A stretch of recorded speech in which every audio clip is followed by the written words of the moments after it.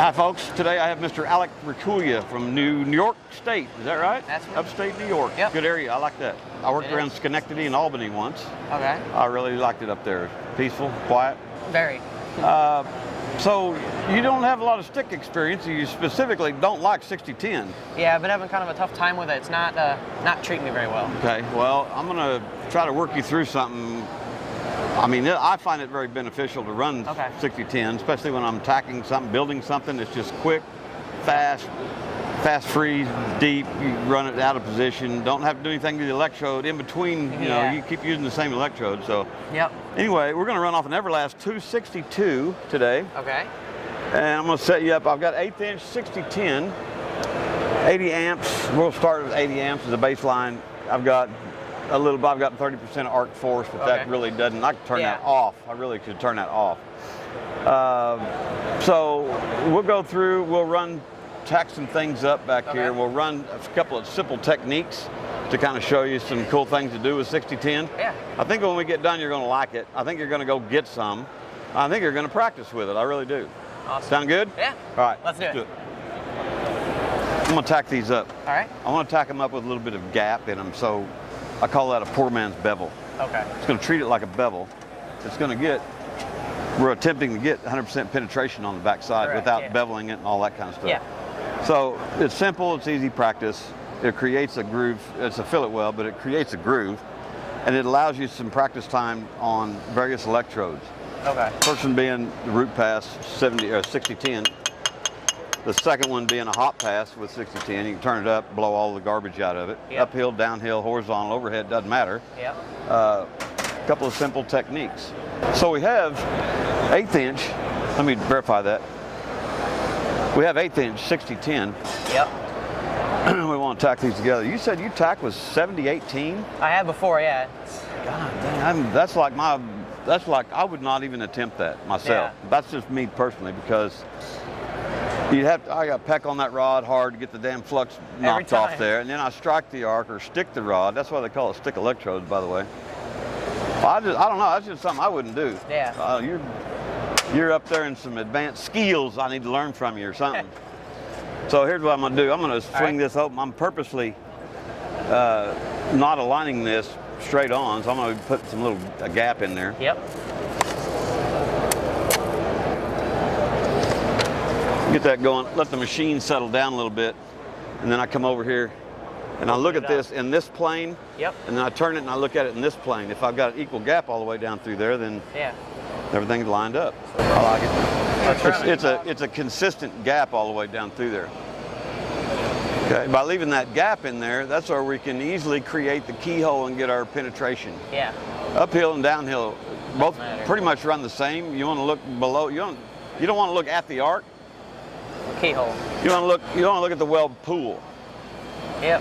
Watch your eyes. Yep.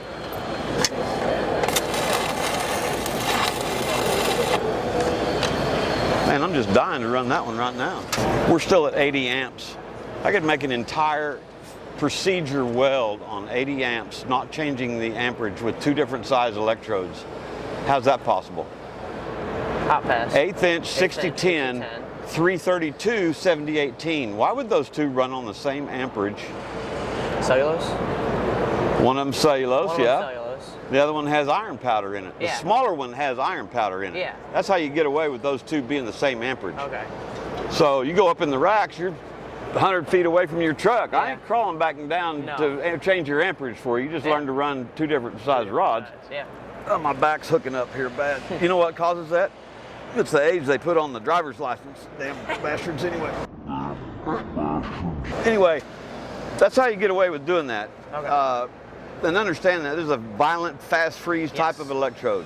So I'm going to run a little bit of an uphill. Okay. Create the arc. Step out of it. Step out of it. Step out of it. Okay. Every time you step,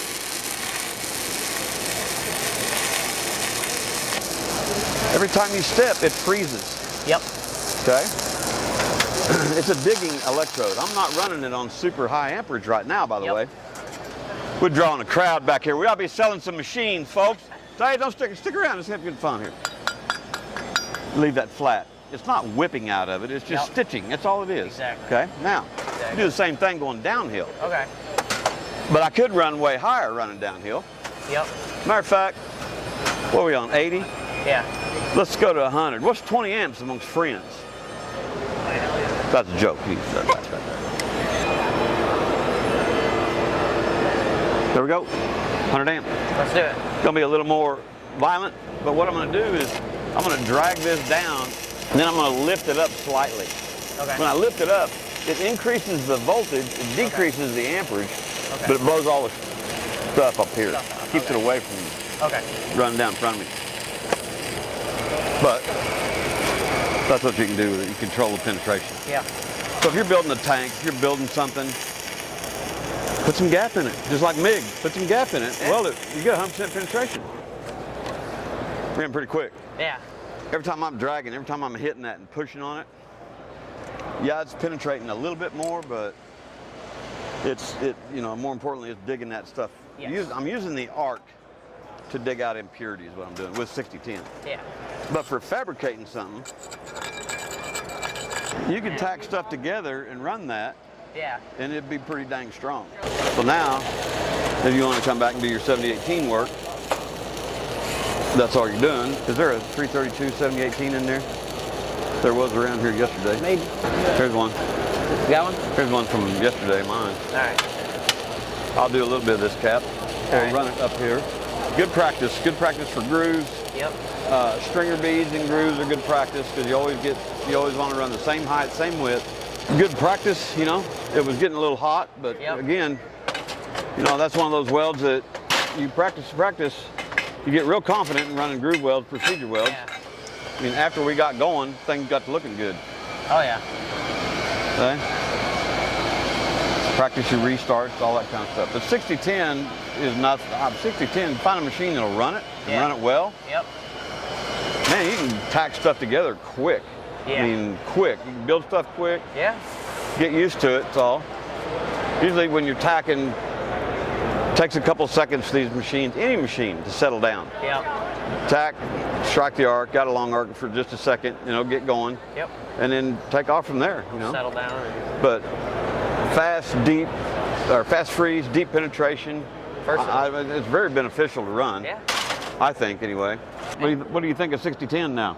I think it's pretty good. I'm going to definitely get some practice on it.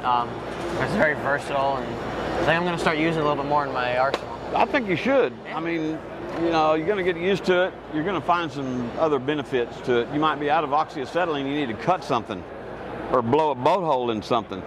You can do it with that rod. Yeah, 6-10 do it. 3/8 material turned up to 175 amps and long arc it a little bit, poke a hole in it. Yeah. You'd be surprised how round a boat hole you can cut in it. Wow. Seriously.